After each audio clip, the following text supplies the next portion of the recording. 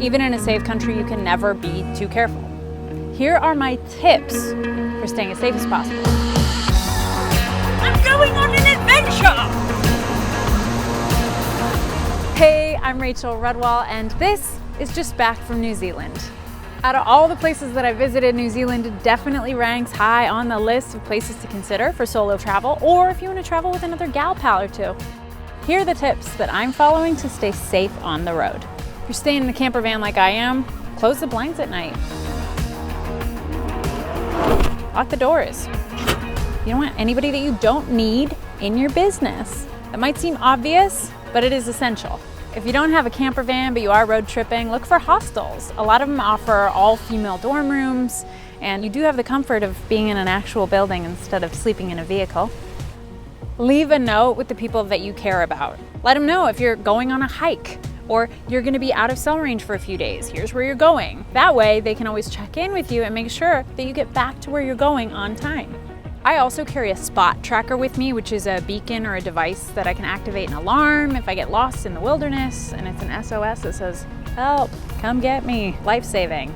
On the communications note, consider getting a local SIM card. I swapped out my US SIM card for a local one. I put like $45 US toward a month-long data package, and it includes unlimited calls within New Zealand and Australia, and then also be mapping out my next destinations. Save the social media posts for at least a day before you post them, because you do not want to be putting out to the world that you're traveling solo, maybe sleeping in a van, and here's your specific location. You don't know who's going to see that. Just wait a day. All in all, New Zealand is a safe country with a very well-developed infrastructure for travel, and the people are just incredibly friendly.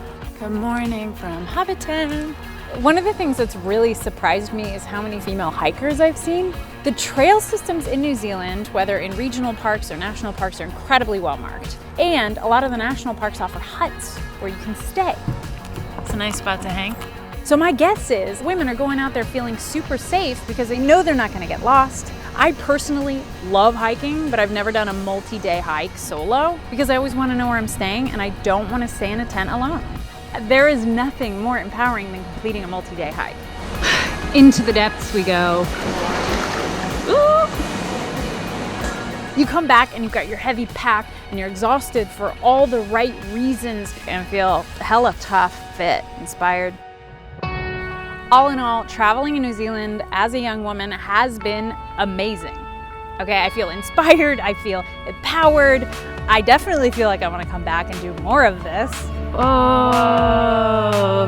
So whether you're an experienced solo traveler, or you're just looking to get your feet wet, or maybe you just want to have an adventure. Can't stop, I'm already late! New Zealand is a great spot for you. Do you ever travel solo? If so, what are some of your favorite solo travel tips? Thank you for watching. Share this with your friends. Goodbye from beautiful New Zealand.